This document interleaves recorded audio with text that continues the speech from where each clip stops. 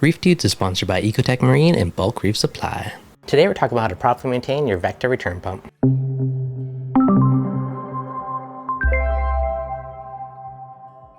What's going on, guys? Devin from ReefDudes. So in last week's video, we were talking about, preparing a tank for a disaster. And that kind of started to let me think about, when's the last time I ever maintained my return pump? Now, if you never, ever maintain it, there may be this one point where it gets gummed up enough that there's a power outage, something happens, power kicks back on, your pump doesn't restart. Thankfully, I haven't had that issue, but again, it is something that is possible, and it does lead to the importance of actually maintaining all of your equipment. When it's clean, you're gonna have more flow, it's gonna be more power efficient, it's gonna be easier on the motor and the impeller, and it's gonna last longer. So maintenance really does go a long way. So today I'm gonna show you guys how to take this off and properly clean it and maintain it. So let's get to it. Now it doesn't matter if you have the L1, the L2, whatever pump you have, it's gonna be basically the same procedure for all of them. So we're gonna start by unplugging power from our L2. Then connected to the controller, you're gonna have this quick connect fitting. You're gonna do this, and this is gonna allow you to disconnect the pump from the controller and fish that all the way back to your pump.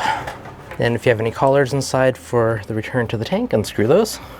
And you should finally be good to remove your nice dirty pump. And time to give it a good soak and clean. Now my go-to for cleaning is always citric acid, so we'll start with some hot water. And as my bucket's filling, I do like to dump in a little citric acid, let it mix in. Now people always ask how much I use. Honestly, I don't really measure it, I just kind of dump it in. Time to add our pump. Look how dirty this thing is.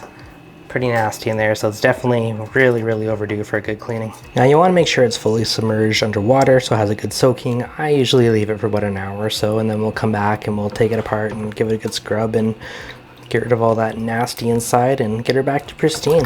So it's been soaking about an hour. Give it a quick little scrub test. If everything's coming off, we know she's been in there long enough and it looks like it is working, so we're just going to give her a quick one over and get all the outside gunk off. Now I always just use one of these little scrub brushes from IKEA. It's quick and easy, works well, they're cheap and effective. Now we got the outside more or less looking pretty good. It's time to remove the volute. Now the volute is the front piece, is kind of where the intake / output of the pump is. And I believe this one takes a 5mm Allen key. We do have 4 screws around it, just so you can kind of count. The bottom one, the nut's kind of locked underneath. And once you get them all, it should just pop right off. And you can see all that loveliness on the inside that we're going to scrub out. So once you got the rest pretty clean, we're going to pull out the impeller. And it just does slide forward and will pop out.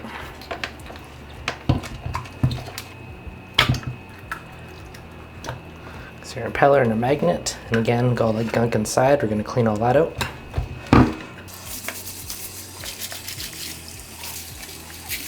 And when you look inside, there should be no more scummy buildup inside. It's looking nice and pristine. Make sure your O-ring's intact, everything's looking good. And should be able to look inside, make sure there's no gunky buildup in there. Now citric acid really did the hard work. We just did a little bit of scrubbing to finish it off. We put our O-ring on, back around the outside of this initial circle. Reinstall our impeller. We got those 3 little notches, are going to go into those 3. So pretty easy, and then we'll pop our volute back on. And last but not least, we just reinstall all of our screws. Now when you are doing this, don't over tighten it. As with most things, I tend to do like you do on car tires, where you do the crisscross kind of pattern. So tighten one, then the other one, and kind of go back and forth on it. So yeah, again, don't over tighten it, just snug it up. And that's it, we're done. So super easy process. And just like that, we're done, and our Vectra is back to pristine and new again. So all you gotta do is reinstall it, plug it in, and you're back in business. All right, hopefully this helped you guys. If you have any questions on maintaining any other gear, let me know in the comments below. Something you should be doing at least yearly, just to keep everything in tip-top shape. As always, guys, if you enjoyed that, hit that like button. If you're new, make sure to subscribe. I'll catch you guys in the next video.